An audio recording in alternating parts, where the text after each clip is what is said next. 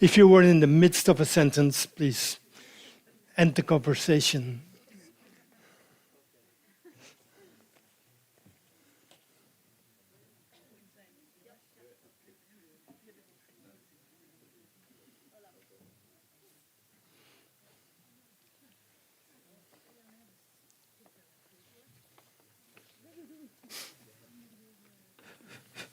Yes, mic works. Dear audience, dear honourable guests, good evening to all and welcome here in the Krook in Ghent. It's very nice to be able to see people live again and to see you face to face, even though it's difficult to recognise all of you, or well, I probably don't know all of you, but at least some of you with the facial coverings on. It's not so easy. As Vice Rector of Ghent University, so on behalf of the university, but also of the City of Ghent, I would like to welcome you all to the 7th Mandela Lecture of Ghent University. This Mandela Lecture series started in 2014 at the 20th anniversary of democracy in South Africa. It's an initiative taken by the Africa platform of the university, one of the 5 regional platforms at our institution. The Africa platform tries to foster research collaboration with African institutes and to facilitate student mobility to and from Africa. As an academic platform in Africa, it organizes annual conferences, it publishes a scientific journal on Africa, and it functions as a general reference point for questions on Africa for our students and staff and for non-academic stakeholders, like private companies, NGOs, and the media. Finally, the Africa platform also tries to raise awareness and inform about current issues on the African continent, and it organizes public events like this evening's lecture. Over the last couple of decades, Ghent University has been closely collaborating with South African partner universities. We publish together, we do research together, we send students in both directions, and we have signed bilateral agreements with various South African universities across the country. Ghent University offers courses on Afrikaans and on South African languages and literatures, and we have a dynamic research group on Afrikaans and the study of South Africa at our Faculty of Humanities. Actually, I'm a member of that, so I know it firsthand. The university's first writer in residence was South African poet Ankie Krog, who stayed at Ghent in October and November of last year. Also, being a university where community engagement is put forward as a key priority, Ghent University has always felt strongly, very strongly, about the new South Africa and its former struggle against apartheid. The same holds for the City of Ghent. The city has been engaged in a twinning project with Bloemfontein for many years, and just a few years ago, 4 streets, bridges and squares were named after South African freedom fighters at this very location here at the new city library, the Krook. Ghent University is proud to host this prestigious lecture series, and tonight I'm particularly honored to welcome Judge Navi Pillay, who really is a grande dame in the domain of international human rights. Also, a warm word of welcome to the 2 other special guests, our Eva Brems, and of course also Luc Kortebeek. Finally, for this evening, I'm delighted that Ghent University has collaborated with the Gents Overleg Noord-Zuid, the collection of organizations in Ghent working with the Global South. This year, they are celebrating 25 years to Guy Goris, who will be your moderator for tonight. Thank you all and enjoy the evening. Thank you.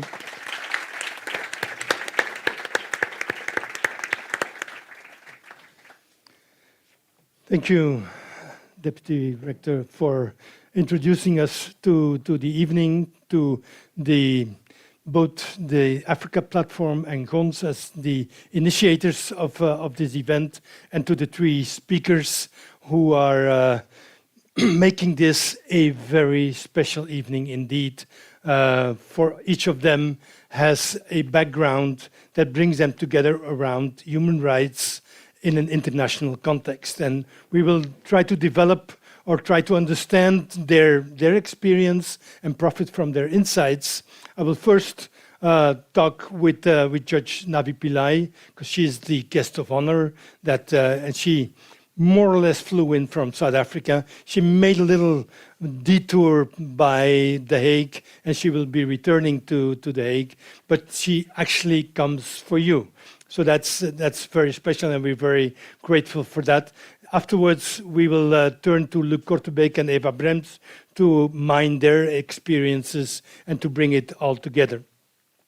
Before I ask my first question to Navi, I would like to quote Desmond Tutu, who passed away recently, unfortunately. But I will quote Mr. Tutu, who's probably one of the most known figures for human rights and human dignity around the world of the past century. And he said, Navi is a cherished daughter whom Africa has given to the world to assist in the enduring quest for the protection of humanity. Her entire life story symbolizes that very struggle. And as a fellow African and a fellow citizen of the world, I'm supremely proud of her life's achievements. Now that's something. There's not very many people that would get an epithet like that from someone like Desmond Tutu. So that just to stress who's with us tonight. Navi, to start out, you knew Nelson Mandela and you worked with or for him. And since this is the Mandela Lecture, I thought we should start with him and how you met and what he meant in your life, in your career. Who was Nelson Mandela for you? Well, thank you very much, and good evening, everyone. And it's true, I did come here to join all of you, and I must have gone through 3 COVID tests to get here. For every airline, and none of them looked at the documentation, finally. So we all still at risk. I'm really very happy to see all of you, and thank you, Deputy Vice Rector, for that important conversation you shared with us about the Africa platform that you have. So thank you on behalf of Africa. We really need global support because COVID has revealed to all of us how rich countries have grabbed the drugs and deprived us of medication. And thank you, of course, to all of you in Belgium for your support. Now, for your question, I looked at that notice and I realized that Nelson Mandela sent me, he named me to the UN General Assembly in 1995, just the year after our election. And so that's how I was elected as an international judge. But all the time, I felt really cross because I wanted to serve in my own country. And so from Arusha, where we were based, I was going home one day and I picked up the South African newspapers and they had heroes and achievers, long lines. And I thought, there you are, they've forgotten me. I'm working in a remote area, nobody knows about me. So I look, under the column heroes, number 1 was Mandela, and down the line, number 9 was me. There you go. So there you go, people, ordinary people, follow what you do and follow human rights work all over. But you did defend some of the people at Robben Island when Mandela was still a prisoner, right? Yes, so I did many trials, but not him, of course, he was already in prison. I did the ANC trial, Unity Movement trial. So when my clients landed on Robben Island, they were given leave to appeal. Because up to that point, nobody could visit Robben Island. No lawyers were allowed. And the inmates there were punished for all kinds of reasons. They didn't have a copy of the prison regulations. But I went in just to talk about the case, and it was within sight and out of hearing, but we knew that they were taping everything. But you know what activists are? We find ways and means of communicating. So that's how I learned from them about the prison conditions. And I came out, and I also heard that Mandela himself didn't encourage any court litigation because he felt you won't get justice in an apartheid court. The ceiling will come down. He preferred negotiation. Whereas as a lawyer for 30 years, I knew that you have to grab every opportunity, fight everything, even in the courtroom. But I was still very young. I couldn't take a decision when I clearly knew he didn't want us to go to court. So I consulted many people. And that's the application we made to the Cape High Court that won them the rights. And the right is they have a right to a lawyer. They have a right to a trial if they broke any prison regulation. And they must get the prison regulations so they will know what their rights are. And they had a right to smoke. So very important. Very important. Rights to have their cigarettes here. Talk about human rights there. Yes. So obviously he heard about this because, he was exceptionally given some access, but not everyone else. So I didn't work for him. I didn't do any of his cases. But when he came out in a really crowded hall, I went up and said, Mr. President, I'm Mrs. And before I can say my name, he knew who I was. He said, yes, Mrs. Pillay, of course I know you. So it's really amazing in terms of his memory as well.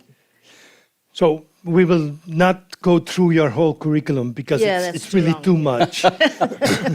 But you mentioned Arusha, and you were on the Rwanda trial in Arusha, and you made some remarkable contributions there in the sense that you imposed on the jurisdiction the fact that women have a different experience of justice and of injustice than men see. You made rape a crime of war, and you changed the international definition of rape. That was because you are a woman, or was that because of another reason? I think when I say woman, I'm one of the few people who came from civil society. Right? And as a High Commissioner for Human Rights, I came from developing countries. I suffered under apartheid, so you know what it is like to be a victim. And you're very aware that most of the male judges are elitists. They have no idea. So when we were listening to evidence of rape in that international courtroom, my two male colleagues from Senegal and Sweden, of course, were sympathetic, but they didn't want to hear anymore. Please switch off the video, kind of. Or when it came to judgment writing, they said, we don't know what to do with this. So that's why I readily took on the writing of that part of the judgment. I discovered that rape and sexual violence against women and girls had never been prosecuted. They were always considered collateral damage in any war situation. Women were offered as rewards to the soldiers. I've seen the US military manuals where, you do this, this, and this, you can have those yellow women in Vietnam as your reward. So that was the attitude. And so even prosecution had all white male investigators. Can you imagine? They go into Rwanda in the white UN vehicles and came back saying, no, there's no rape evidence. Nobody wants to talk to us. And this is the pioneering effort, these two ad hoc tribunals, ICTY and ICTR. And, I want Which is Rwanda and Yugoslavia. That's right. And I want to say almost all those judges, including me, had never done international law. So you found yourself on cusp of very difficult jurisprudence and so on. And I always seize the opportunity. What can I do with this? What moved me is the evidence of the witnesses. Who are we to tell them to stop talking about rape and sexual violence because it's not charged in the indictment? That is what most judges do. I would do that in my own national court. I would look at the indictment. No. It's not charged, so we can't hear evidence. So we wanted to hear evidence, and then we allowed the indictment to be amended to add the accounts. So that's how we got the world's first judgment that rape and sexual violence constituted genocide, that it was a crime against humanity, that it constituted torture. It's because of the evidence we heard. And then I discovered there was no commonly accepted definition of rape and sexual violence in international law. You know, judges will be horrified at that. And even the prosecutor didn't know how. They didn't know how to charge rape of the Bosnian boys and men in the Yugoslav indictments because nobody called it rape. They had indecent acts and Sodomy. yes, that kind of thing.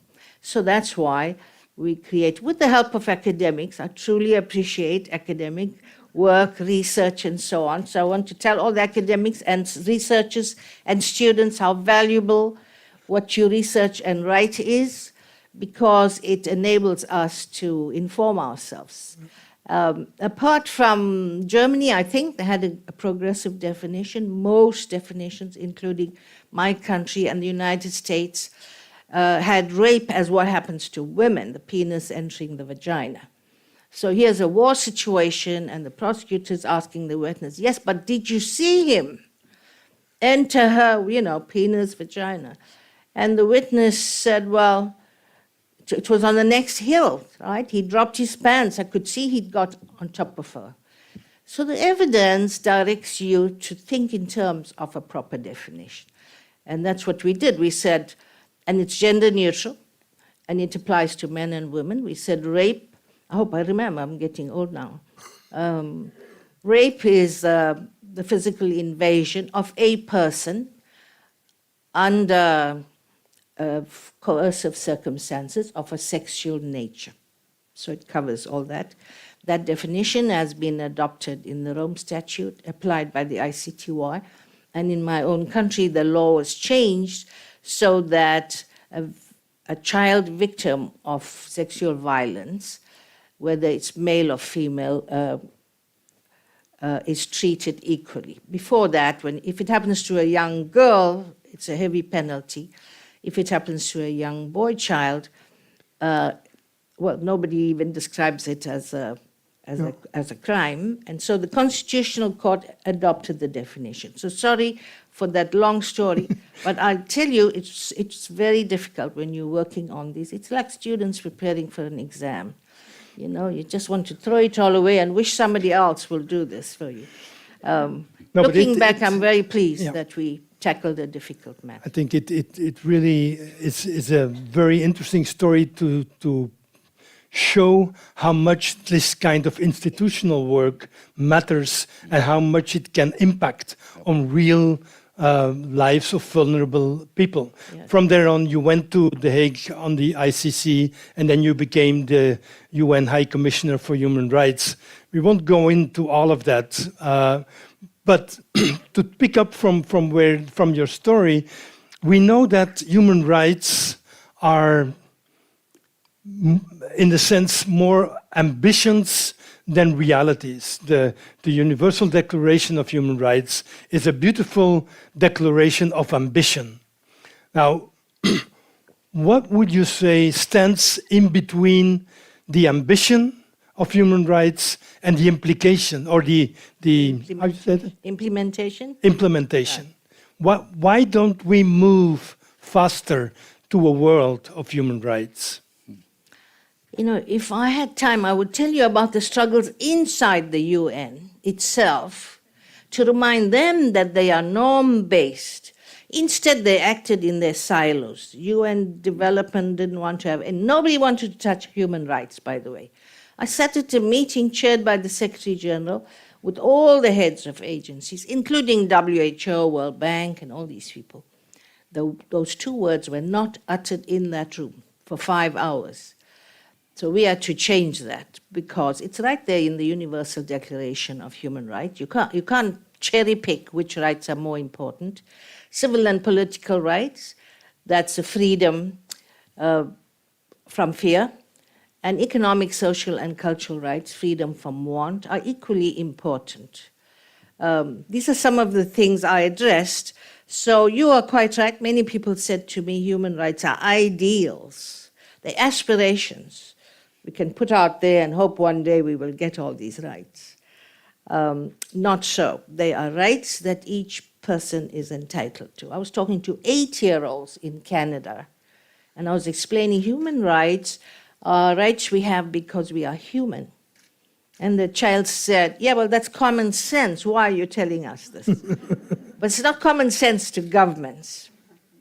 They prefer that they give you, fresh water pipes or sanitation as a charity. They're doing you a favor.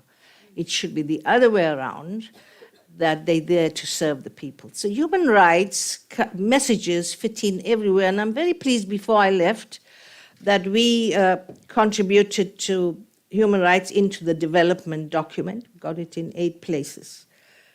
Huge struggle, spending overnight awake on that. And that's how human rights can be implemented if all the states undertake those as obligations to fulfill the rights. But to implement human rights would clash with vested interests. So is it power? Is it economic interest that's in the way? Or is it human nature, as sometimes is claimed? Are the human rights too ambitious?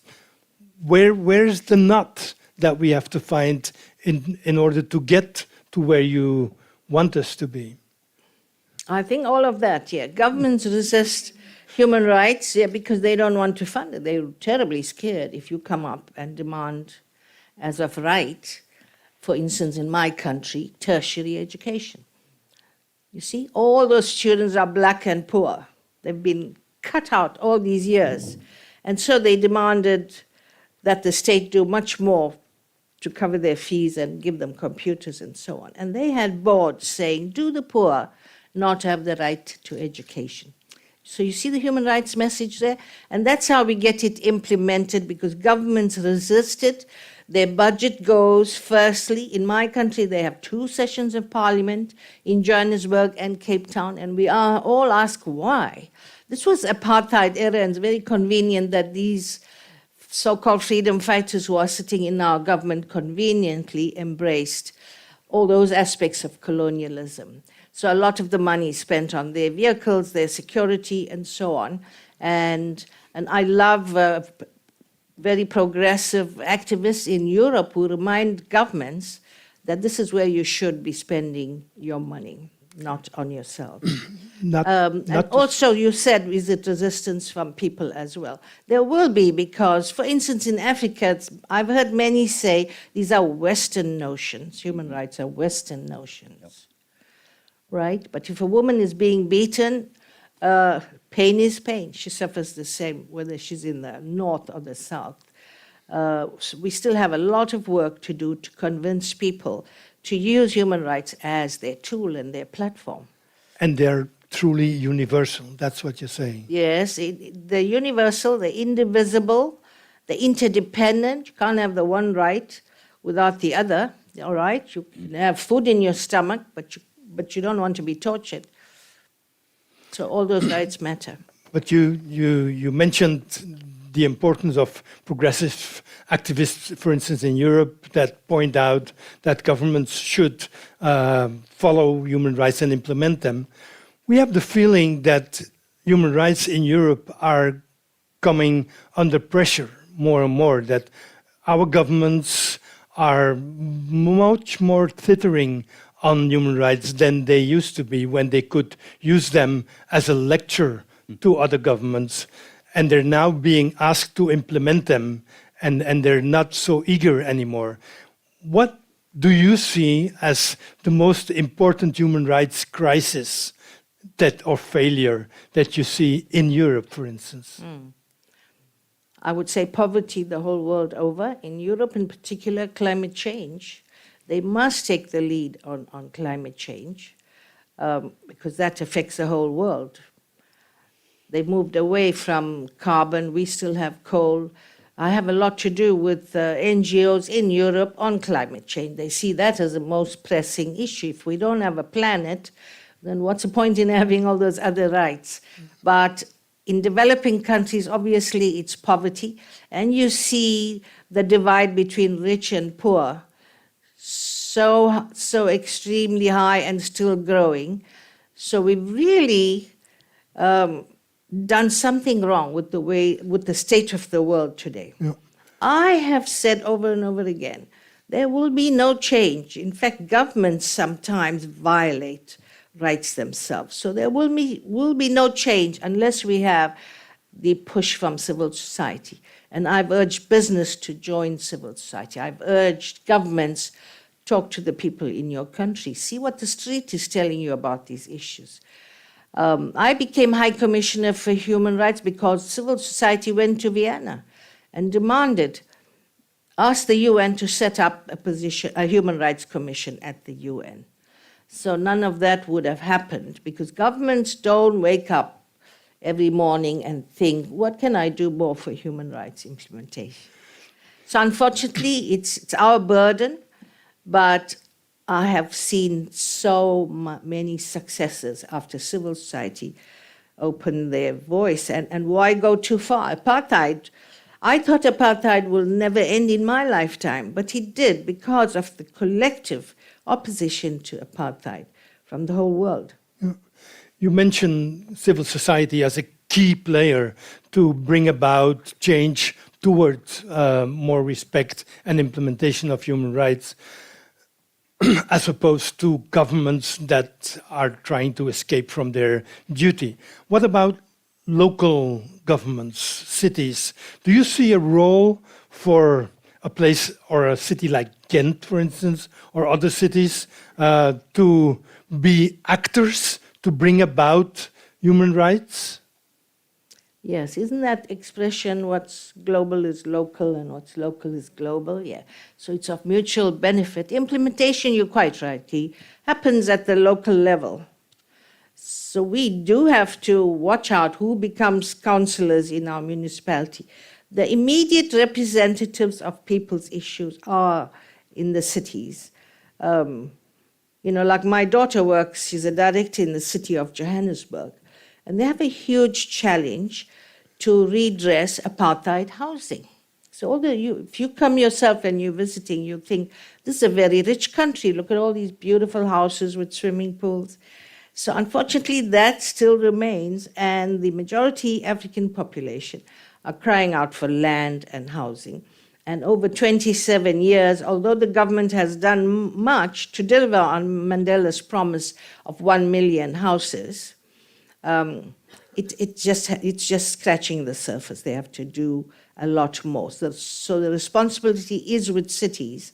And we have to, I agree, be much more active in watching how they're spending the budget and so on. The example that you referred to, housing in Johannesburg, was very, very segregated, even though at some places it's only a highway separating the richest part from the darkest slum. But how do you avoid that, or how do you manage to turn that around and to build an integrated city of equal rights for all? Well, there are many strategies. One, from where I come, I like things in the law. I like it in the policies. Put it down in your policies, how you're going to protect persons with disabilities. How is it going to affect your structures and so on? How are you going to be protecting children? It's a big topic in my country right now because little children entering school, there were at least 3 cases of children who fell in the pit latrines in the year 2022 and died in there. So we take an example that is truly shocking and we ask the cities, what are you doing about this? The cities have many problems, of course. They have their budget, and then everything gets stolen. All the copper wires get stolen, and people steal electricity. They will tell you their own problems, but they're now beginning to put all this in their policy directions because they realize they have to follow and implement human rights. Yeah. Back to the civil society for a moment, because one of the questions, one of the debates that is raging right now about the role of civil society in bringing about human rights is also how do we avoid reproducing colonial relationships of inequality in power.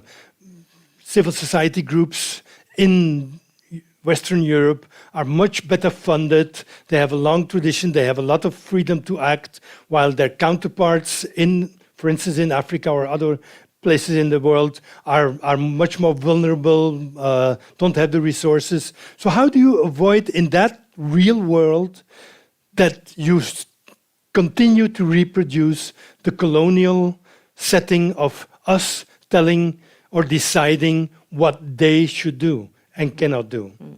Well, firstly, let me tell you, as a victim of apartheid, we truly appreciated and benefited from the world's support. Even when it came to drawing our constitution, there were 2,000 volunteers coming from all over the world to draw that. So I value solidarity and international support. Pressure out here and getting your own governments to raise these matters with the other government is very important. On the other hand, as High Commissioner for Human Rights, I visited 79 countries, saw the head of state, NGOs, and so on. Many African NGOs told me exactly that. We don't want the international NGOs to speak for us. We want to speak for ourselves. We want our own voice, so help to provide us with training and so on. There is a need there. So anything you do, even if you write, they don't say article any longer, blog or Twitter, whatever. Some of us still write articles. You write articles? Do continue doing them, sharing your insight is very important. The safeguard is we now have international standards, so solidarity works within these standards of human rights and so on. So it will not be a replication of colonialism. Yeah. There's enough in international statutes to guard against that. Do you have the feeling after, how much is it now? We're close, getting close to 30 years of democratic government in South Africa. Has the country lived up to its enormous promise of human rights, of equality, of diversity also? It's only 30 years, so we know that history takes long to right the wrongs, especially when they were so embedded as apartheid and exclusion. But how would you judge, not as a judge, but as a citizen of South Africa, the trajectory of these past 3 decades? I want to start by acknowledging that a tremendous amount has been done in 30 years. I mean, look at me, first black woman to be a judge. And we couldn't even enter a white judges' rooms before. So we've seen dramatic change. We've seen a black elite emerge. But as you say, it's very difficult to reverse the atrocities of apartheid. So you will hear the voices of the angry voices on the street telling the government, you've done nothing for us. The Constitution, they hate you saying the Constitution is the best in the world. Yeah, but it doesn't help us with poverty and housing. And we have about 40% unemployment in the country. So there's huge resentment that our doors are open to fellow Africans, and they refer to them as foreigners, and they want the foreigners out. A lot of politics, a lot of dissension, a country that is still third world poor, let me say, but trying their hardest. It's our job to speak to youth, to be patient, to document what it is they want done. We don't want just angry voices, destruction, violence, burning and looting.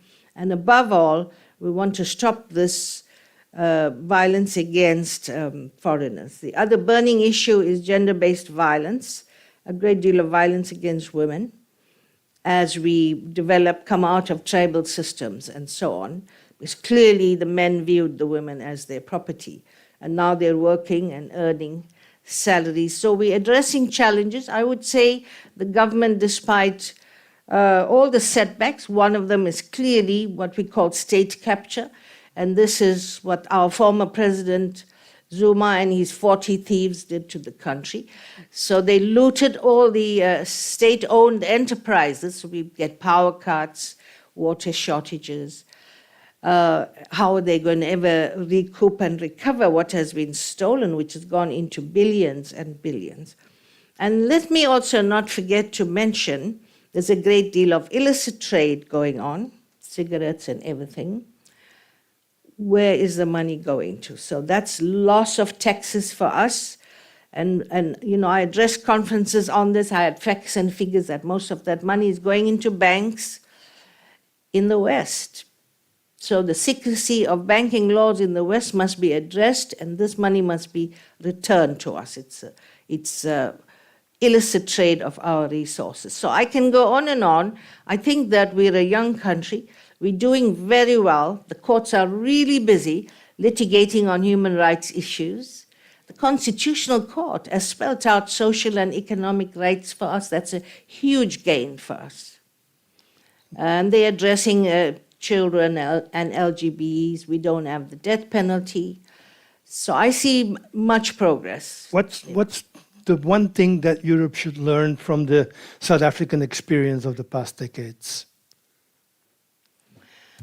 I think please don't lose your vitality and your awareness of human rights issues, because when you come to Johannesburg, you can talk what they call politics to the child on the street. Everybody's very aware, everybody wants change, everybody has an opinion.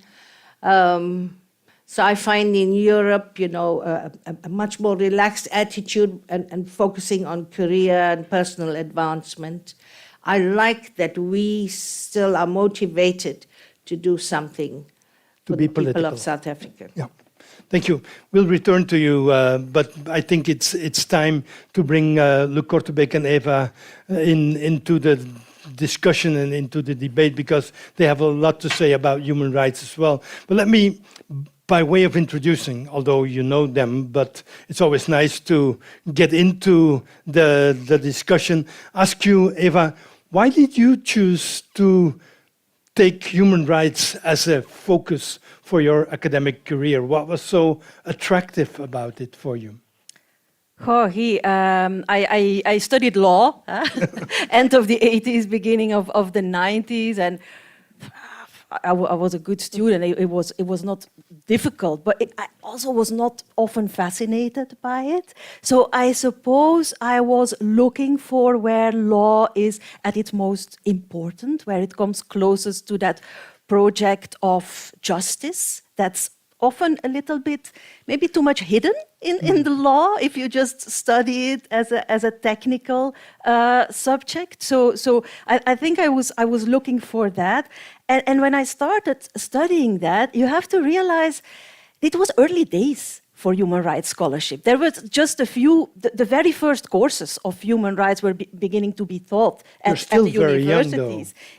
I'm still extremely young, but still we're talking about like 30 years ago. This was a vibrant environment, The field was open. Everything was there to be published about. There wasn't that much yet. And most of the people involved in the academia were also activists. And one automatically led to the other. One of the first things I did when I entered the University of Leuven as a PhD student was join a club called Verontruste Juristen. The worried lawyers, activists, all at that law school. This was against the first victory of a racist political party in our country in 91. And so we did the first trial against them and stuff like that. And one of the next things I did, also in my first months there as a PhD researcher, was to be recruited by Amnesty International for a working group. So it was a really vibrant interaction between activists and academia. In those days, so you really got drawn in immediately. Because it matters. I think that's important. It's a field that really matters for people, oftentimes in terms of life and death. Look, you've had a long career, even more than 30 years, in unions. As the president of ACV, and then you moved onward to the ILO in Geneva, the International Labour Organization, and became one of the leading figures in that. Union work very often is not described in terms of human rights. There seems to be two different worlds. Human rights is one thing that's almost the good thing to do, and union work is a little more selfish in the sense that it's all about wages and Okay. When did you start seeing union work as a human rights thing? Yes, it was my choice to go and to work for a union and for the HCV. So they accepted me, and so I worked here. And at a certain moment, they sent me to Geneva as an expert. An expert? I didn't know. At that moment, I wasn't an expert at all. I'm not sure that I am it now. But at that moment, they sent me out, and it was a very interesting meeting in this very international institution. For me, it was a very special world. But anyway, at that moment, I met a lot of other people. A lot of people from the other continents, and they were talking about child labor, children who do not have the possibility to go to school, who do not have education, the forced labor. So me as a 60, 80, and also activist and so on, in fact, we didn't realize what situations we had in the world. I was sent out by the WCL. It was at that moment, Johan, you worked for the WCL, and we worked together. We don't know all those No, abbreviations. no, okay. The World Council of Labour? It was the World Confederation of Labour. It was one of the international trade unions at that moment. Now we have the ITUC, who is the general international trade union organization. So, and this was very important for me. I learned that. I listened a lot to these people, but I learned too how to work in an organization with standards. Not at that moment, but at this moment, the ILO, the International Labour Organization, with a UN organization, but with three groups who are deciding, not only the governments, but also the employers and the workers together. And together we made, or predecessors, they made 190 conventions, standards, and the supervisory system also. So I learned also to work with this, also to work, how can you get some rights in your country using these standards? Interesting that you mentioned the word standards. It's close to the ambitions that we were talking about before, but it's more specific because the general ambitions are translated into specific conventions that become standards in national context that people can go to and use. What would you say, Eva, has been a development, a new standard setting in human rights for the past, 10 years or so, or the recent past? What has been a breakthrough in terms of standard setting for human rights? Yeah, human rights is still, because you mentioned implementation earlier, but human rights is still expanding in terms of standard setting because not everything has yet been adequately covered. If you ask me in the last 10 years or so, I'd say the Istanbul Convention. That's, of course, it's Europe-based, so apologies for that, but that's the Convention against violence against women and domestic violence, which you were talking about it earlier, right? This was not on the radar. When I was a student, when that was 30 years ago, it was not mentioned in the human rights course. It was not visible as a human rights issue. Now we have a convention that really matters, that really inspires and influences domestic laws and domestic implementation practices in this field. How important or how damaging is the fact that Ankara quit the Istanbul Convention, that Turkey decided to no longer adhere to the convention that was basically formulated not just in Istanbul, but also they dropped out.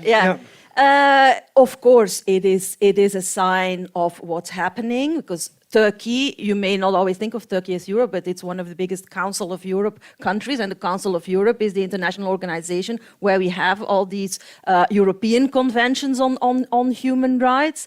It's a sign of where we're heading with several European countries. At the same time, it's also a sign about how human rights matter, that some of the big clashes in society are about human rights because they matter. It's not like, oh, we just sign conventions and then we ignore them. It's like, so you see every year, for instance, in the month of March, it's happening again, Commission on the Status of Women at the United Nations. Every year again, you see there a clash of values among states about gender issues. They could all ignore the Commission on the Status of Women. They could not show up, not care. But it has become, the human rights language, such a dominant discourse for thinking about these things, that this is where these clashes happen. Yeah. And of course, we'd prefer a world without the clashes. We'd prefer everyone to want the same thing. But yeah, you can take a positive, I always try to take the positive angle. So the positive angle is they matter. Very good. Yeah. I'll take care of the negative. Yeah.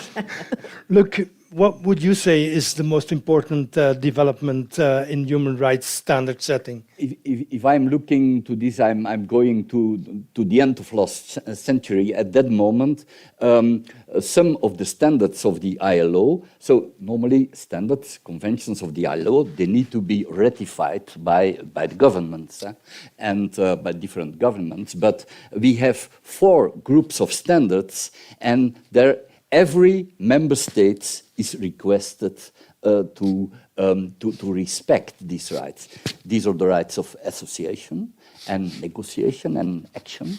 These are the freedom of child labor, freedom of forced labor, and freedom. You mean the absence of the absence of we say freedom of it's the absence of okay, the absence of child labor, absence of forced labor, and also the absence of discrimination. And also one of the subjects, the last convention was at the centenary declaration of the ILO. We are the oldest organization in the UN system, and this was also the convention on harassment, all forms of harassment, sexual harassment in the atmosphere of work. Yeah. So, which is very important, as we know.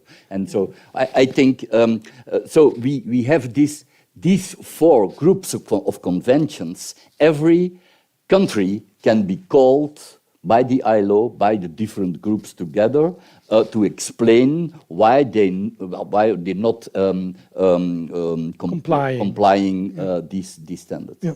Navi, if I'm asking the question of the most important breakthrough, what would you say? May I jump in though and follow up? Yeah. I'm used to being a judge, you see.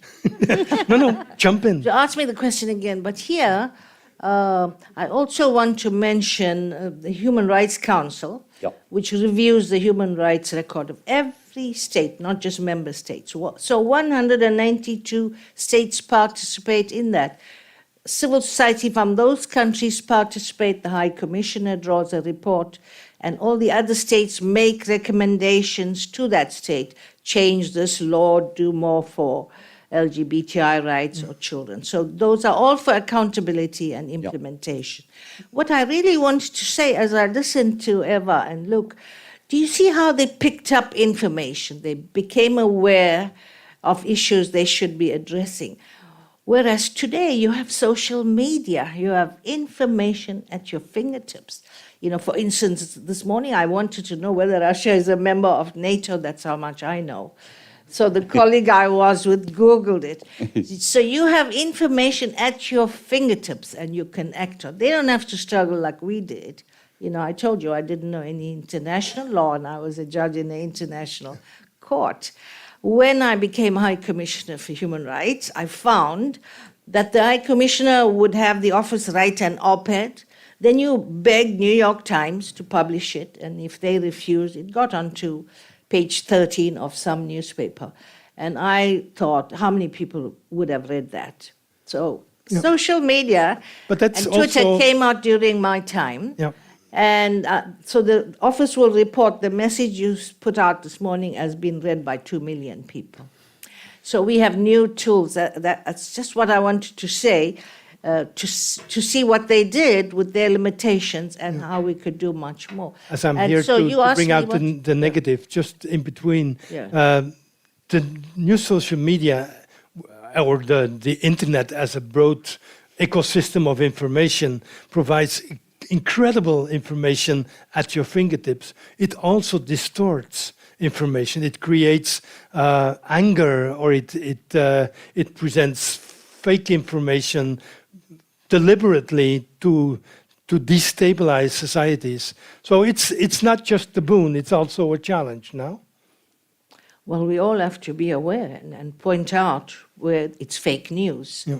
And especially media shouldn't be publishing fake news. It's doable, you know. We can watch out because some of these, the news that are put out are outrageous. You should see the stuff they put out on me because I'm now chairing the Commission of Inquiry on Palestine and Israel. So some extremists are going to town there. I think people have sufficient sense to see through what's fake and it's not, but it's children that we want to protect. So each one of us, whether we parent, older sibling, or whoever, can be very useful in correcting the information. yeah. So you were going to give me your breakthrough of the past decade in terms of standard setting for human rights. As do you have anything in mind that you would say? I think a great deal has been done for children. The CRC, the Convention on the Rights of the Child. I went to Barbados as High Commissioner, and I was meeting the minister, and she said to me, "We have no human rights violations in Barbados. Why do you think all the tourists want to come here? Because we're smiling all the time, you see, we're happy people."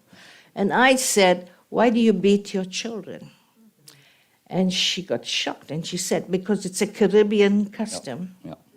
I said, "It's a 50-year-old British law that you still have here. Get rid of the law." So I have seen changes. And here's a minister who cares about issues, and she never saw it, that they still beat their children. It was too funny because the Swedish ambassador, who's based there, came to tell me that his children were beaten in those schools. So people have gone blasé. They're so accustomed to this is the way things have always been. Human rights has now shaken them to think about things. Yeah. And this comes from children in particular. They are remarkably aware. I think my grandson was 4 or 5, and I said, "Hello, my boy." And he said, "Why are you calling me boy, Grandma? My name is Sendel."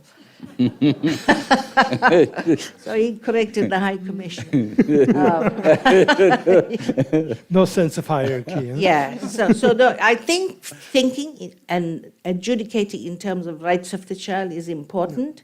I was a lawyer and a judge. We always thought we knew what's in the best interest of the child. So social workers will grab the child, separate them from parents, all kinds of stuff. Now the child has rights. The child has to have a lawyer. So I see much advance in children's rights, and that's where we should begin, protecting the rights of the child, so that they respect diversity. You know, you don't hear little children talking about you're fat, you're thin, you're ugly, you're dark, or whatever. So great awareness amongst children. So we heard about breakthroughs in terms of gender, of children's rights. One of the areas, where human rights seem to be the most problematic to bring to bear on practice is the economic sphere. The trade agreements are famous for not having human rights in there, although they have all kinds of other rights. How do you bring human rights in the atmosphere of the economy, of trade, of all of that? It's a very good question because as I law, for example, we can deal with governments. and also with social partners in general, but we cannot deal with multinationals, with global supply chains. And of course, there is the general idea and about in business and human rights within business and so on. It exists, but in reality, it's too weak. You have also the OECD rules and so on, but in fact, they are too weak. And what happened with these different not conventions, but the trade agreements. With these trade agreements was that some of the different and the most important and the fundamental conventions of the ILO, but also climate things, but also the product rights and so on, they were in last decade, I think it is in. The problem is the arbitration, and who is doing the arbitration. And in fact, then you're going back to private law companies and not to objective tribunals. So this is one of the problems about the trade agreement. Yeah. So the question is now, what can we do? And also in the Human Rights Council at this moment, there is the discussion, is it possible to go to a convention? Also in the ILO, there is the discussion, can we go to a convention where also we have the due diligence in companies, can we ask them and can we make a convention that would be that people who are working in a global supply chains in the informal economy in Tanzania, for example, that they can go to a tribunal, that they can go to a tribunal in Belgium, for example. If you're talking about due diligence, what you're talking about is the responsibility of companies, the responsibility of for the rights of all the workers, to respect the workers and human rights in general.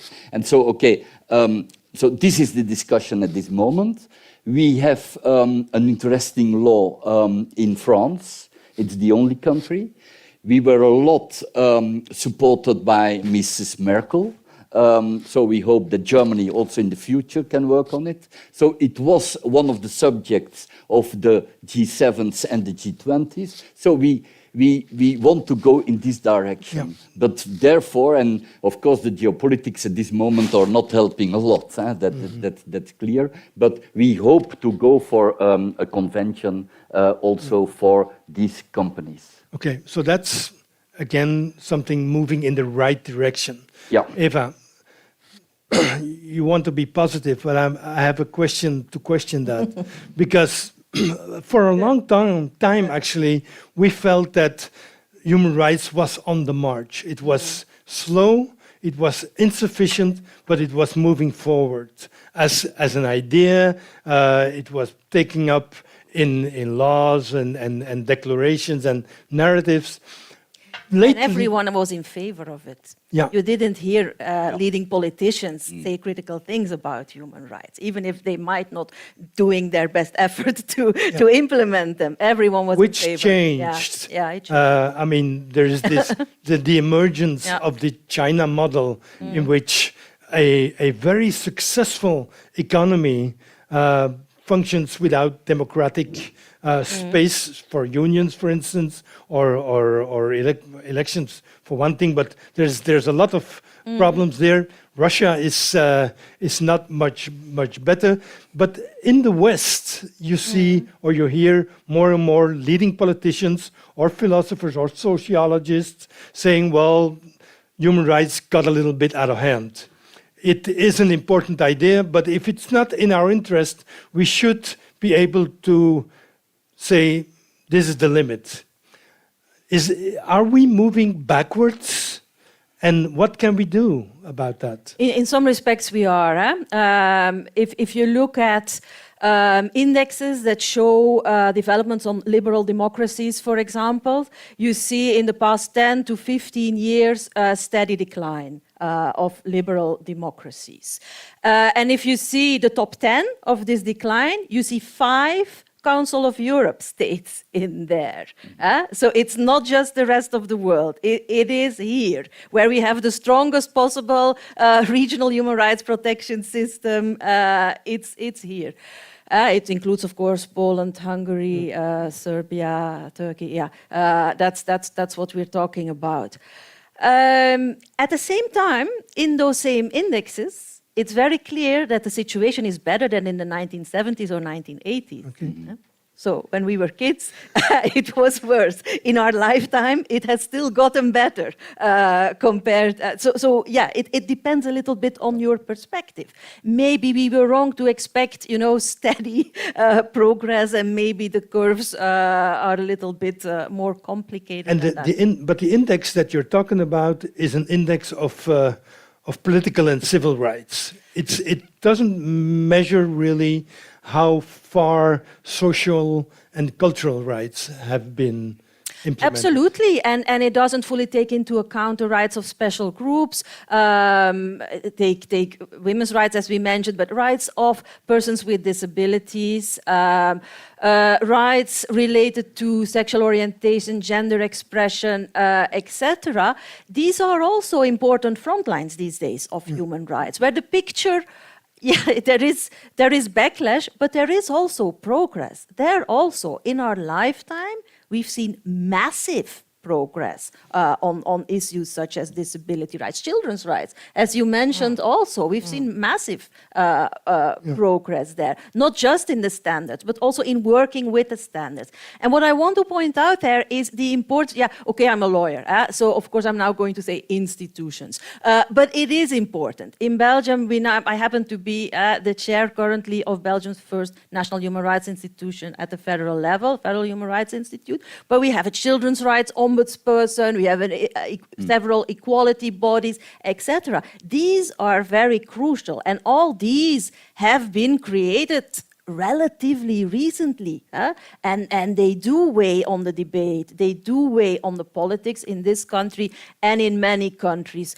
So yes, I do have my days when I am a cynical person and think, oh my God, it's all going down the drain, I should move to a different topic because it's going to just lead to depression to work on human rights. You do have these days, but it also depends on how you orient your gaze. And do you want to look at those governments that are violating human rights? Do you want to look at the Polish government, or do you want to look at those people in Poland who are mobilizing and fighting this government and preparing the next election, about those women's groups who mobilized in an unseen manner against abortion laws, for example? You can focus on that as well, and you get a much more lively and positive picture. Because, I mean, human rights are the humans, right? It's not just the paper laws. It's really activated by the people and what they do with it. But governments have the responsibility to implement and to protect the human rights of their citizens, of course. Navi, what would you say to European politicians that say we cannot guarantee all the rights of refugees because our populations don't support them, and we will be voted out, and we want to listen to the voice of the people, so but we have to restrict the rights of refugees. It's a concrete example that basically is not far-fetched. What would you tell them? Well, not a single state in Europe has signed up to the Convention on the Rights of Migrants, migrant workers and their families. And they've said to me they don't like the provisions for irregular migrants. And we encourage them to provide safe corridors, put in the mechanisms in place. So I would regard that as a negative, huge failure on the part of Europe. I always look to Europe and people in Europe as taking the lead on human rights. You really have an advance over developing countries. You've had many years to think about this. So we cannot have right-wing leaders who emerged, especially during the Trump era, reintroducing racism and prejudice against migrants. So the refugee policy has to return to a humanitarian vision. Europe is supposed to have a humanitarian outlook over these issues. They have to have a policy in place that people will understand. I've often heard this argument, yeah, well, you know, I am ready to abolish the death penalty, but the people don't like it. You know, the electorate won't vote me. I've heard that many times in the US, for instance. Here in Europe, it's the same. Yeah, the electorate won't like us to provide schools for the Roma children and so on. You signed up to the international conventions, you undertook those obligations, you have a duty to uphold these standards. And you have the funds and means to do so. This is my message to you. Yeah. Okay. But meanwhile, we do not have the people for all the work we have, for example, in Flanders at this moment. Yeah. Huh? And so okay, and then we have this discussion, and I know that a lot of these people, they studied, they can do a lot of things in our country, but then you have big discussions on so I think that this to imagine that also immigration could help us would be very important, but not easy to sell to the people politically. That's one of the difficult things. We were talking with Navi before about the responsibility or the way that local city governments can contribute to that, and even on the issue of immigration, we've seen local governments come in with proposals, with different ways of handling it, although they cannot decide on entrance, but they can decide very often on the way that people are treated once they're here. Eva, would you have the feeling that local governments can make the difference, can help us to, when national governments seem to be hesitating, can local governments make the difference? I think they can, yes. It is my sincere opinion that if we want a sustainable human rights project, it has to be everywhere. Not only in the government, at whatever level, but also in your organization, in your youth club, in your university, in your company. It has to be everywhere. But local government, to be honest, it was a blind spot. For many human rights lawyers, it was a blind spot. For me personally, my eyes were opened when I was working on the issue of face covering bans. Remember those days when face coverings were banned? The whole human rights community was mobilizing when a national law was being voted to ban face coverings. And whoa, what a thing is this? When we started studying this, we discovered that actually bans had been in place at a local level in so many municipalities in the country. And we had just sort of not noticed or not cared enough. And of course, it's a lot more work for an academic to study all that, but it's the key place. It's the key place where measures are taken that affect people immediately, in their housing, in their equal access to services, in their freedom to demonstrate, in their contact with police, in the cameras on the street, in whatever. All your human rights are affected by your local government. And so a local government can have a really bad impact on your human rights enjoyment, but it can also be a motor of your human rights enjoyment through its policy. Can you give a concrete example of how it can be a motor? Well, it can commit to human rights. It's actually one of the most... but not what can they do, but where do you see it happening? In the Netherlands, we've seen on the issue you mentioned on migration, and in the US, we see it also. We see a kind of revolt at the local level against policies that are perceived as too harsh at the national level, where local governments are saying, well, we don't mind that you're saying we can't give people who don't have legal residence status anything. We are still offering them a house and we're still offering them food, etc. Utrecht in the Netherlands, which Utrecht, for example, but they've gone further. Cities such as Utrecht and many other cities across Europe have chosen to identify themselves as human rights cities. So cities that take the explicit commitment of mainstreaming human rights in their policies.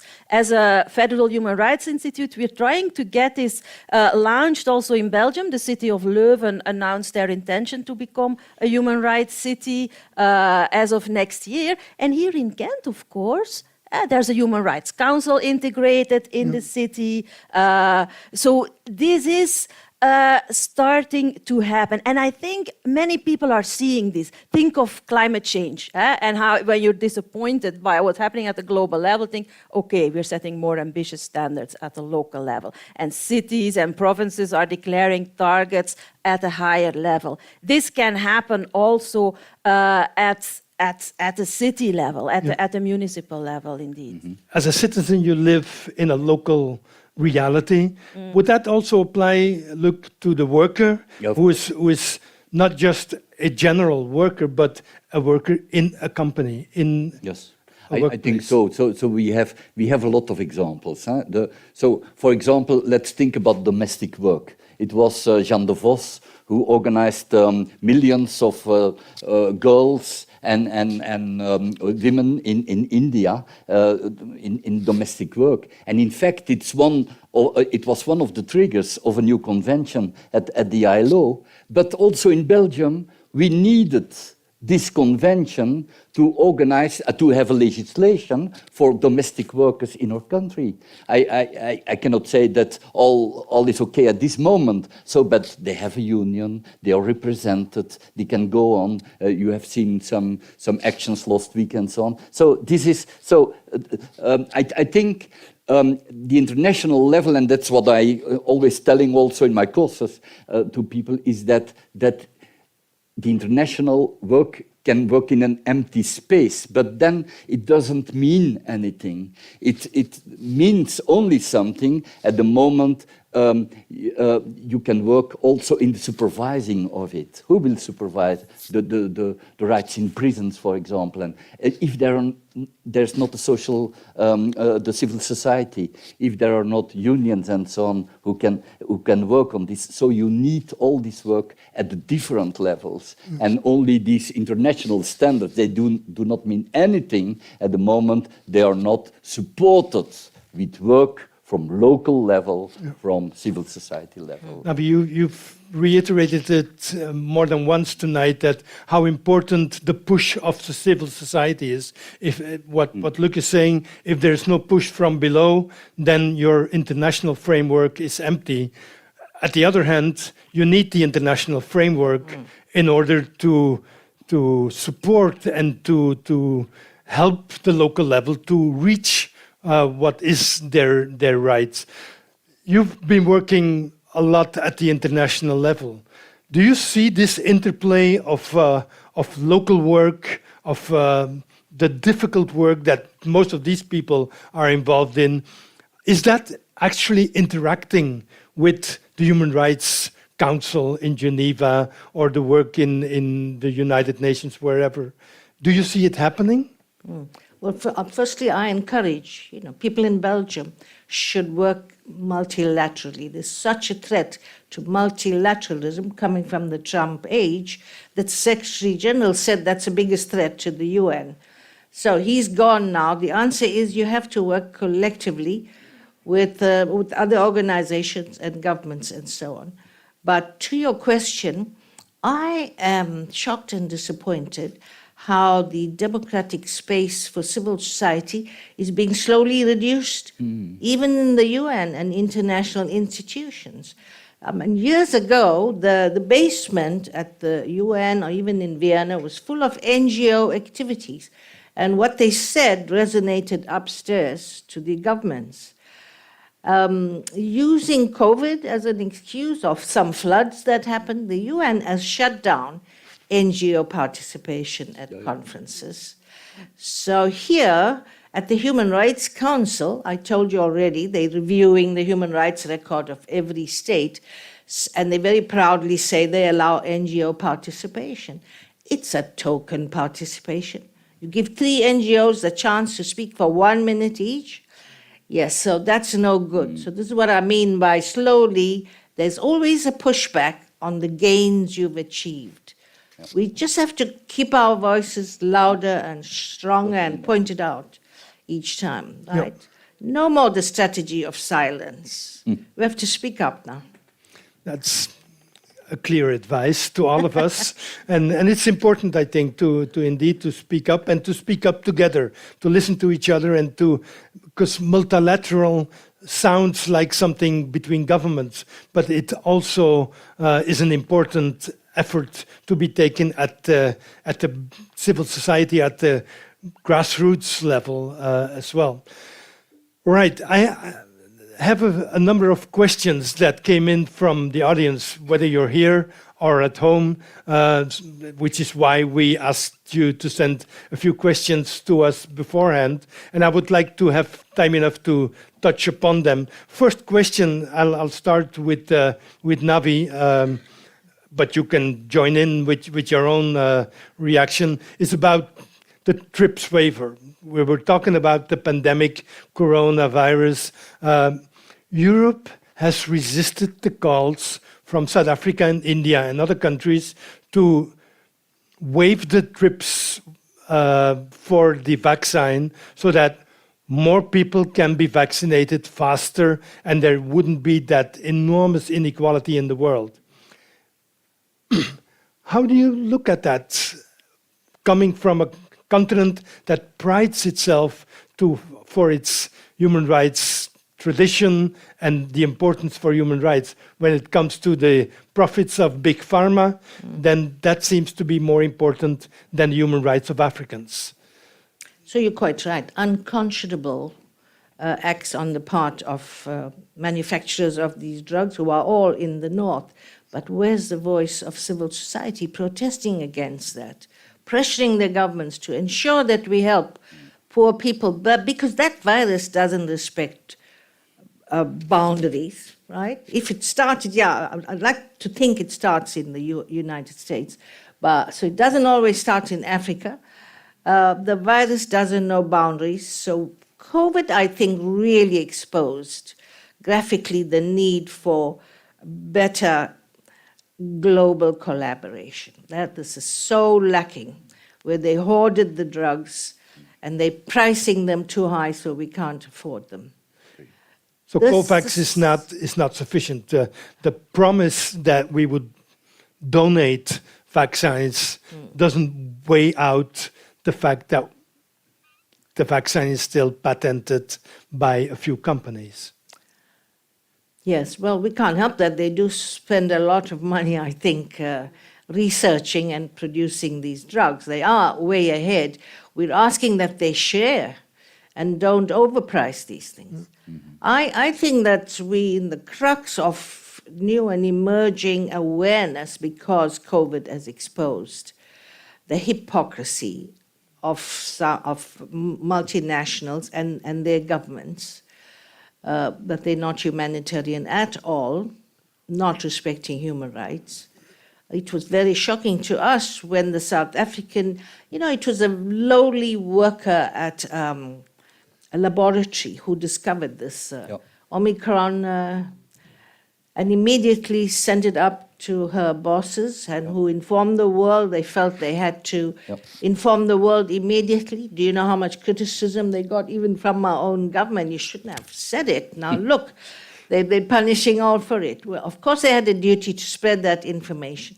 The immediate reaction was shocking, that they closed the borders to South Africa, and I don't know why they threw in other countries that they did. So that's why I say this is really going to kick off discussions once again on how there should be a reorientation in global discussions. Does it prove that the North-South division still is very much alive and kicking? Yes. This virus, of course, AIDS virus exposed it before, but nobody paid attention. No. This virus is not a plaything. It's a biggest, largest number of deaths in the whole wide world. So I hope that what we can learn and turn into a positive is better decision-making at the global level, must be global. Yeah. A second question, or second and a third question, is about how do you work in a real world that is compromised?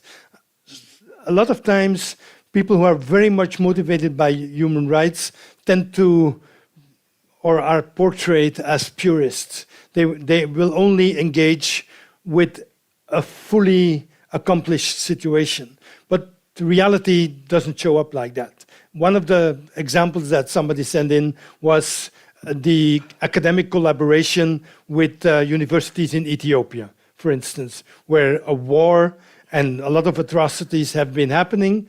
And so the question is, when the situation is further normalized between brackets, maybe our academic cooperation will restart, but aren't we then complicit to a situation of oppression? Another person brings in the example of India, which he describes as an elected autocracy, or she, I don't know, I don't have the names, as an elected autocracy, a Teflon government that can do whatever they want, but are never called to answer the criticism and the fact that they trample the human rights of minorities, of Adivasis, of lower castes, and everything. So, do you criticize? Do you abstain? Do you engage? How do you work in an environment, in a world that is always compromised in terms of human rights and its impacts? Eva.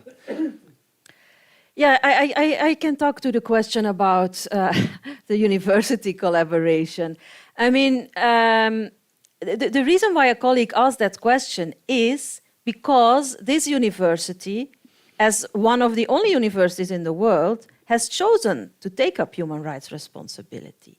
Has chosen because of, this was coming from below, this was coming from the researchers. It started with a campaign related to Palestine, and people felt compromised by some types of academic collaboration that were going on, and this was brought on the agenda as a policy matter, and the university said, yeah, we can follow this, but obviously we're not going to just have a policy applying to Israel. We're going to have to treat all situations equally. So let's devise a human rights policy. Okay. Let's try and not be compromised. Let's not, and that's our rule, the university does not enter into collaborations with any partner when the collaboration might lead to human rights violations, but it also does not enter into collaboration with a partner that is compromised by a record of serious human rights violations.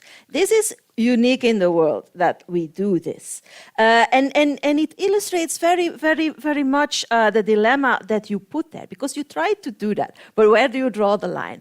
Almost every meeting I'm sitting at, the Vice Chancellor chairs the meeting, the Director of International Affairs is also a key player in this, is almost every meeting someone raises a question, but the whole country, but that whole government. And we're saying, no, we can't go so far as to say every collaboration dealing with, say, Ethiopia, say, China, we cannot enter in. We're going to look at the exact partner. Is that particular university compromised? Is that particular company compromised? That you can handle. Even that, it's difficult to handle in terms of evidence and balancing everything, but at least you can handle that. And it might be frustrating, like for colleagues working in Ethiopia today, they're telling us, we don't feel that this is enough, we feel we need something more, etc. But I think the main story is, this is a university taking up its responsibility and trying to get a grip on this, trying to find out with trial and error where can we have an impact and where not. And I think the whole history of human rights, it has been said here before, you think, oh, it's almost the 75th anniversary of the Universal Declaration.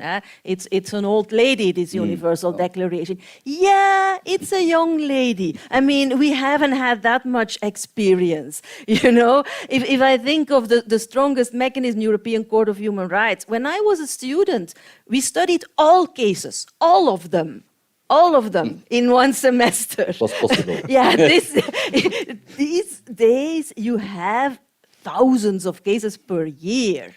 So all of that happened just in the past 25 years. So it's all very recent. It's trial and error. It's people trying to fight for decency, for justice and fairness, and yeah, perfectioning the instruments we have. I think we need to look at it that way. And yes, there are lots of critical voices, and whenever you do something in this, also within the human rights world, there are always going to be people going to say it's not enough and it's the wrong thing, etc. But you know, in the end, that's constructive. That's how you improve things. What you're saying is clear vision, clear targets, and then develop along the way as you can without overstepping, but also without stepping back. And accept the messiness and the imperfections. Human rights are human work. I mean, a lot of it is trust also. Do you trust that you're engaged in good faith efforts or not? Yes, let me give the example of Qatar. Did Qatar buy the World Championship? Yes. Is it a scandal? Yes. But you have 2 million workers in forced labor there. What are you doing with them? And that's why we made the choice to work with them. We went to the country, we discussed with them and so on, and within the ILO we had the case. It was also a difficult case at the council, and also in the ILO it was in the council it was the Human Rights Council. It was more difficult because there was a lot of support because of sports, because of gas, because of petroleum and so on. Qatar was in fact protected, but because in the ILO the workers and the employers, they said, okay, this kind of situation, we do not like it either. And so together we said, okay, but we can go on. And then the governments, first the Europeans and the others, they came over. And so we could force Qatar to negotiate. And from time to time I'm telling that in all these difficult situations and you have good people in administrations from time to time. You have good companies where you can work with. And so there is a new legislation. Do we have the solution in Qatar? No.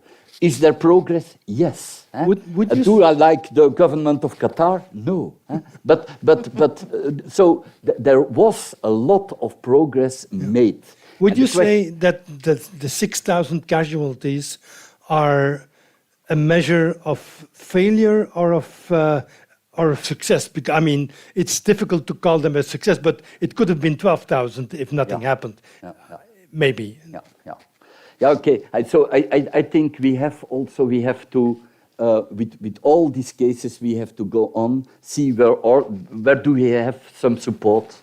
And you can look for it in these different. We worked a lot in Myanmar, you know, the country too. And so there was a lot of progress, of course. And from time to time you have pushbacks and so on. But we know these people, and also with the current possibilities, we have the possibility to talk now with these people in Myanmar and so on. So also with these new technologies, also we have a lot more possibilities also to be in contact all the time with people who are in difficulty.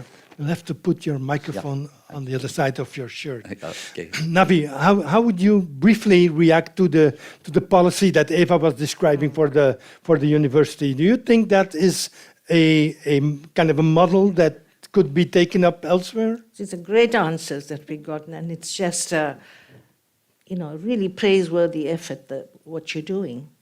With regard to Ethiopia and India, you gave those examples, and any conflict areas, people have to distinguish between authoritarian governments and the people. The people, and we were the people in apartheid South Africa. And, we would have wept if you had abandoned us. So don't abandon the people in those countries. Then, of course, I like what Luke is saying here, that by intervening, they've gained and saved lives. So businesses, under the guidelines published by the UN, on business and human rights standards, says you have to apply and insist on the same standards that you have in your own country, in Europe. So don't go there thinking you can agree to all that exploitative methods as long as you're observing the law in Europe. So that's one safeguard. Yeah. Yeah. So I would say people suffering there, they want businesses.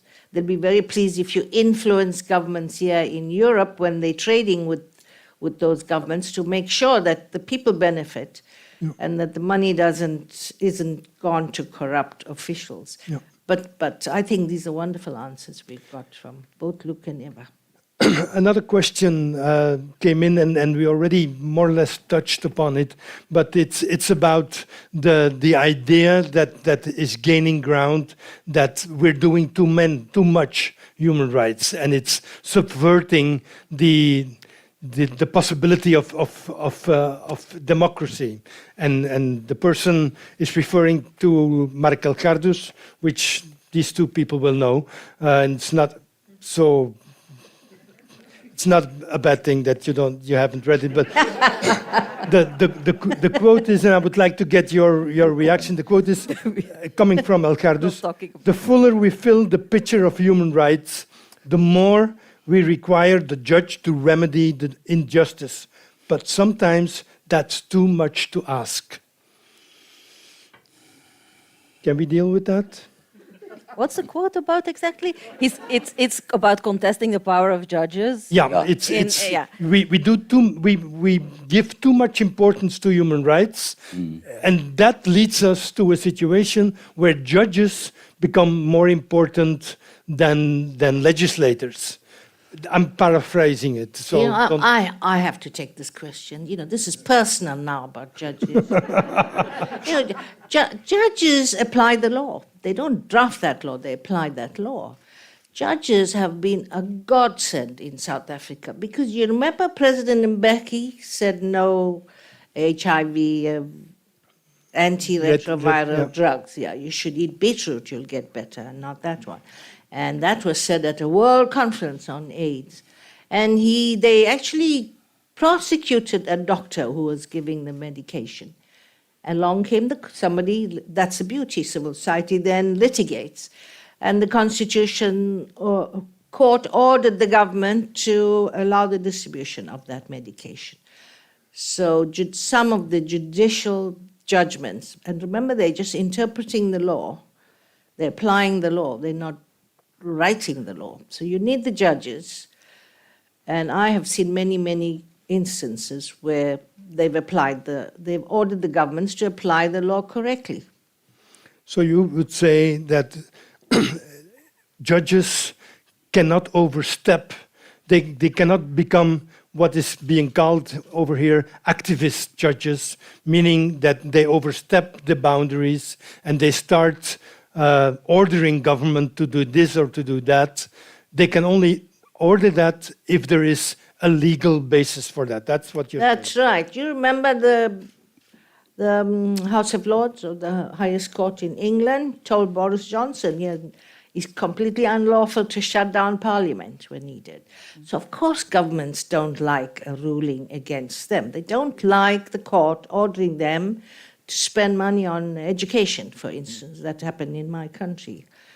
Of course, the judges can be criticized. They're not beyond criticism. But you have to criticize the judgment and point out where they are wrong. They could do much more. Yeah.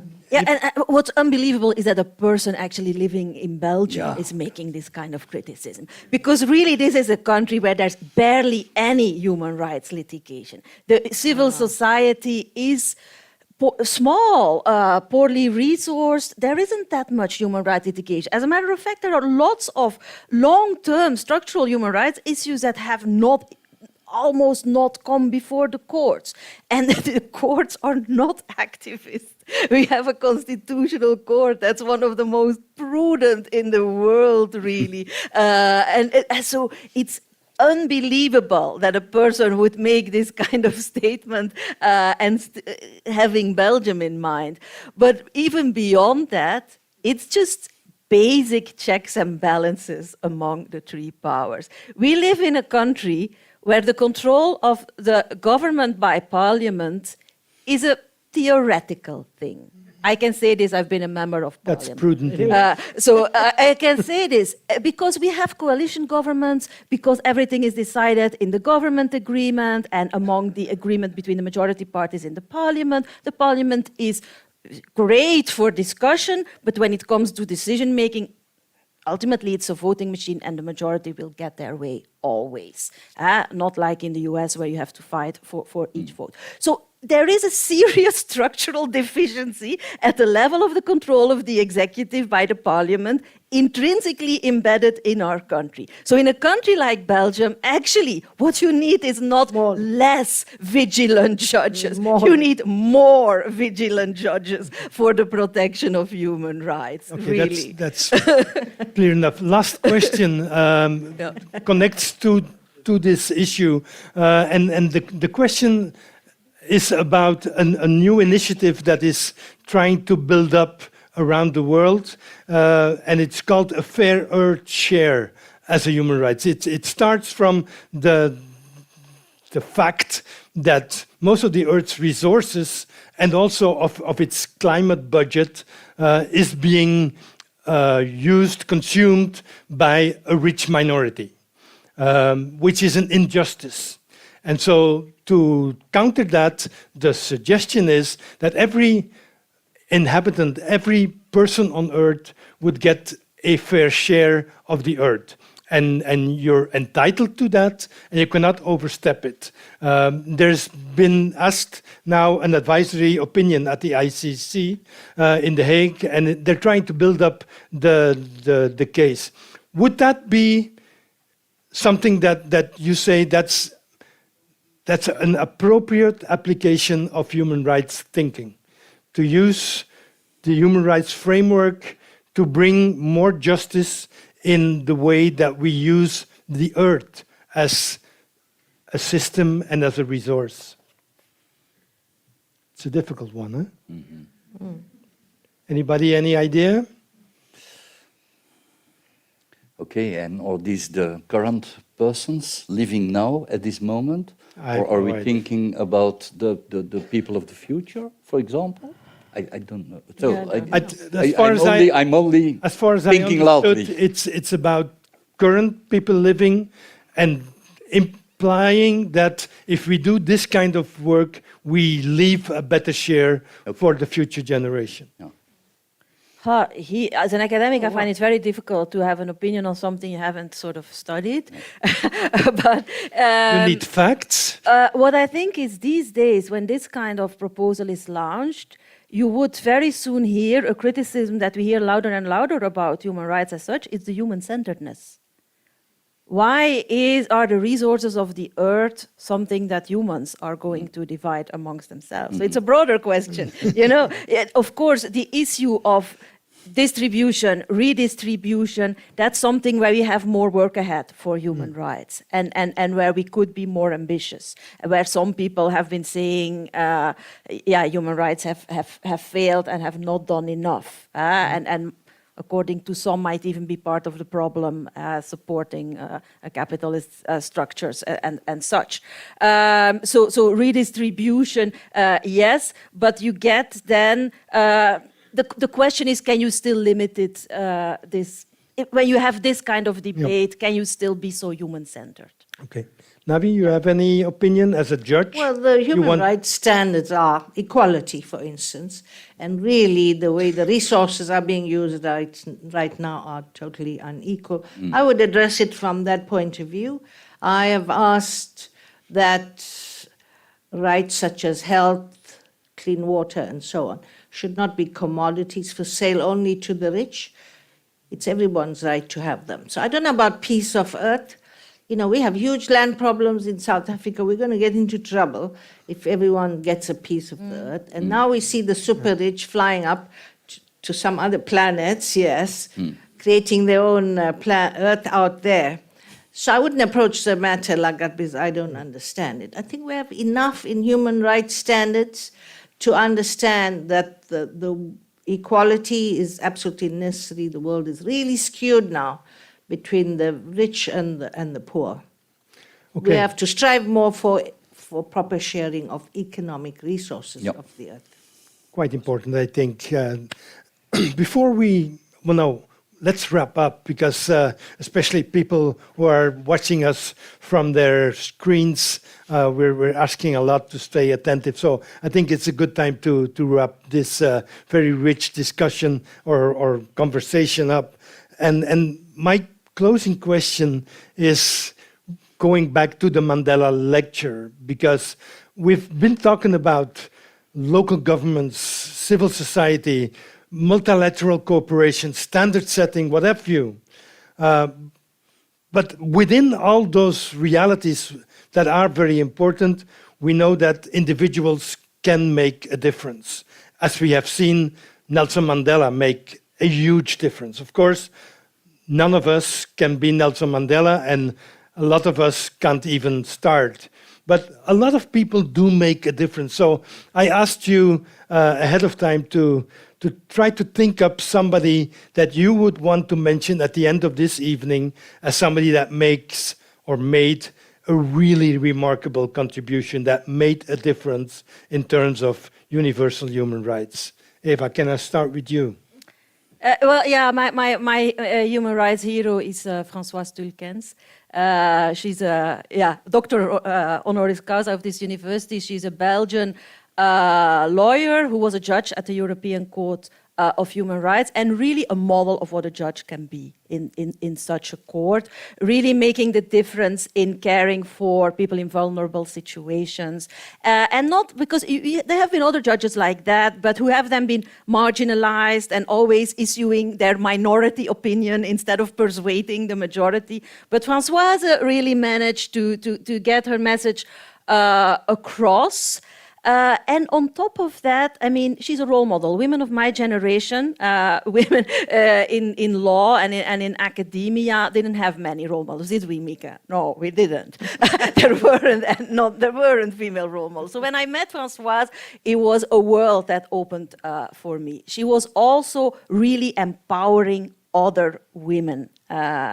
And men, but also the women, so it's at a societal level, but also at the level of the human relations, and that's what you can do. I mean, spreading the message here at university. That's what we try to believe, that spreading the message to the next generation is a core thing to do. Luc? I mentioned already Jeanne de Vos, because of she learned these girls in general to exist. They exist because they are not they're not existing. In fact, officially they're not existing, but okay, they have given birth somewhat in streets and so on in India. So they exist. They have the right to speak. They have the right to learn and to come up for their rights. And not only there, but also this movement made an international convention.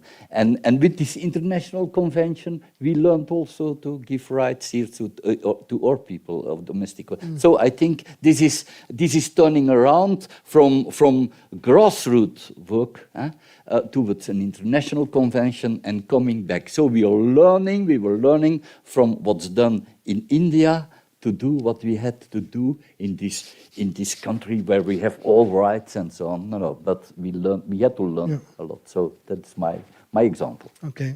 So Navi, we expect you to have a female hero too. Not really. I think in my life's work, I come up with heroes, and really they are NGO, civil society actors, truly. So I would say the health workers who risk their own lives to help others during COVID. You know, the rest of us stayed home, put on the masks, and kept away. Didn't make the contribution that health workers did. So I truly admire them. I met many of them because my grandchild was born prematurely, was tested positive, and we don't know how. None of us were neither her mother, me, or the nanny. And that's when you see how they stay up day and night to save that life. They really do. They do without lunch, breakfast. So they are our current heroes. And I can see that I fall short. I'm very good on rhetoric, but when it came to action, yeah, I did not come up to their level of concretely helping. Yeah. All right, thank you very much, Navi Pillai, Luc Kortebek, and Eva Brems for this engaging evening about human rights and how important it is for justice, for a livable planet, and how important civil society is, local governments can be, and international solidarity remains as tools, as necessary conditions to move forward on something as important as human rights. Really very much thank you all three of you for contributing to our understanding, to coming to this evening, and thank you very much for the public to share this thinking session with us. Thank you very much. Oh.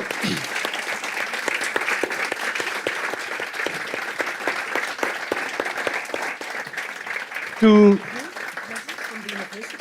practical things. I forgot to mention that Schepen Hafsa El Bazioui was meant to give a final statement, but she felt ill this evening or this afternoon, heavy coughing, so she didn't want to come and spread her, not the message, but the virus. And then the second practical thing is that you're expected to join us for a reception on the first level.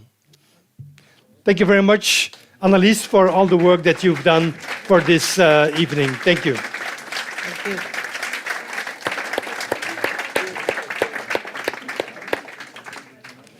Thank you, Navi. That was great, yeah.